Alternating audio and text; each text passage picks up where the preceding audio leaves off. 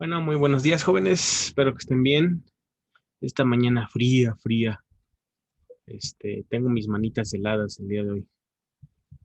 Ni con mi super guante de billar, no se me ha calentado. Eh, Nos quedamos la clase pasada en los asuntos del rectificador de media onda.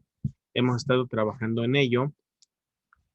Hemos estado haciendo algunas simulaciones y por ahí, entre todas mis actividades, la verdad ya no averigüé cuál es la matrícula en ORCAD de los integrados que les había dicho, ¿no? Los reguladores de voltaje.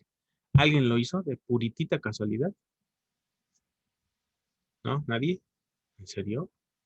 Híjoles, qué feo caso.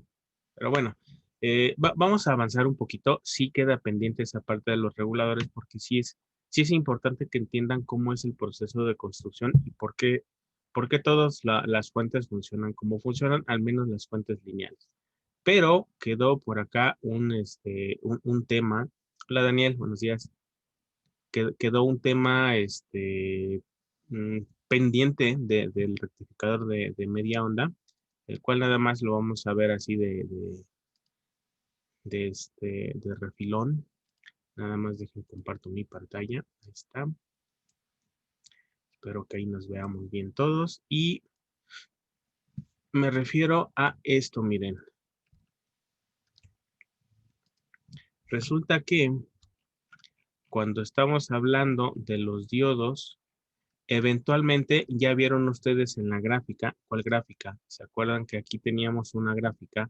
Independientemente de lo que ya habíamos visto del rizo, habíamos observado que los diodos, ¿sí? Los diodos soportan un voltaje inverso, ¿verdad? Es decir, la figura, la de hasta arriba, la imagen era la entrada normal, la senoidal, la de la gráfica del medio era la gráfica del diodo en el tiempo en el cual se veía que empezaba en cero y después se iba hacia un lado negativo. ¿Por qué? Porque estaba polarizado de manera inversa. Y en el caso de la resistencia, bueno, ese seguía a la parte positiva de la señal original. Y bueno, el detalle está que este voltaje, ¿cuál voltaje? El del diodo, es un parámetro de los diodos. ¿Cuál parámetro? Ah, pues el parámetro que corresponde al voltaje pico inverso, así se denomina.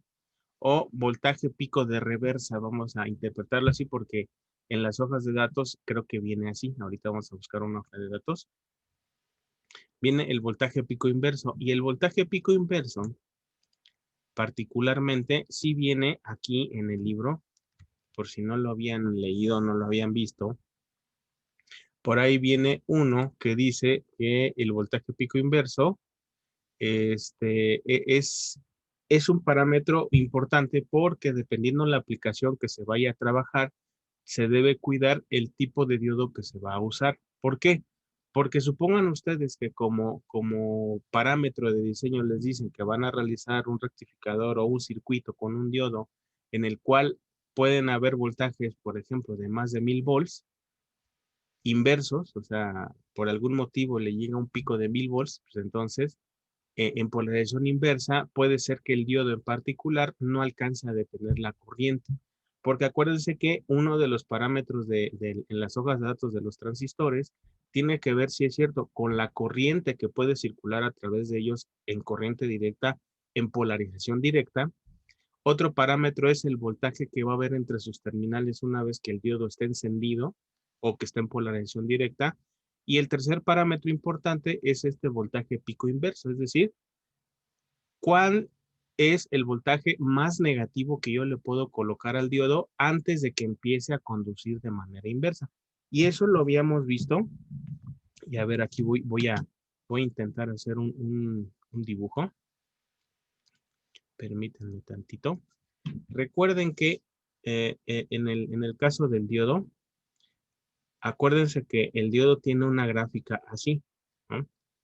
Es decir, hemos estado trabajando con el diodo en esta zona, en la zona en la cual a partir de 0.7 volts,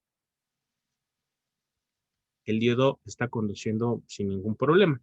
El detalle está que cuando lo exponemos a una polarización negativa, recuerden que el diodo mantiene una pequeña corriente inversa, pero puede llegar el momento en el que él empiece a conducir a ese voltaje. Recuerden que se le llama el voltaje Zener, ¿no?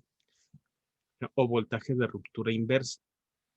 Ese voltaje es el que está señalizando aquí el autor del libro. Es decir, es el voltaje pico inverso que va a poder soportar sin que la polarización inversa se rompa. Porque acuérdense que la polarización inversa de lo que se trata es de que no deje pasar corriente significativa. Pero si nos pasamos de ese voltaje pico inverso, pueden suceder dos cosas. Una, que alcance a conducir un poco, pero también puede ser que se destruya el dispositivo. Entonces, eso tampoco lo queremos. En el caso del circuito que analizamos en la clase pasada, en la cual nada más tenemos un diodo y es un circuito en serie con una resistencia, debemos cuidar de que ese voltaje pico inverso nominal del diodo sea mayor que el voltaje pico que vayamos a aplicar en el sistema. Es la única anotación que se tiene que hacer de esto para el caso del rectificador de media onda, y después va a suceder lo mismo con el de onda completa, ¿sale? Entonces hay que tener cuidado con esto. ¿Sí se entendió o no se entendió? Sí, profe. ¿Sí? Bueno, entonces, ¿cómo vienen esos tres parámetros? A ver, vamos a ver por acá. Dejen termino de anotar. Espérenme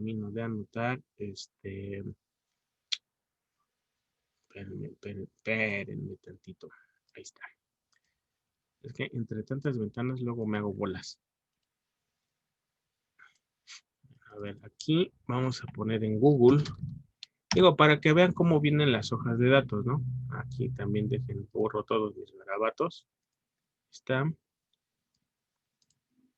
Y ahora sí, voy a colocar. ¿Cuál es el que estamos usando? 1N4007. Y ahora sí, vamos a ver la hoja de datos. No sé si, creo que ya habíamos visto una hoja de datos, pero no habíamos visto todo, ¿verdad? Como para buscar cuáles son esos parámetros que andamos buscando. Sí, recuerdan que lo vimos creo que al principio de la clase, cuando estábamos con unas diapositivas de PowerPoint, las primeras, Sí, cuando hablamos de las características del diodo.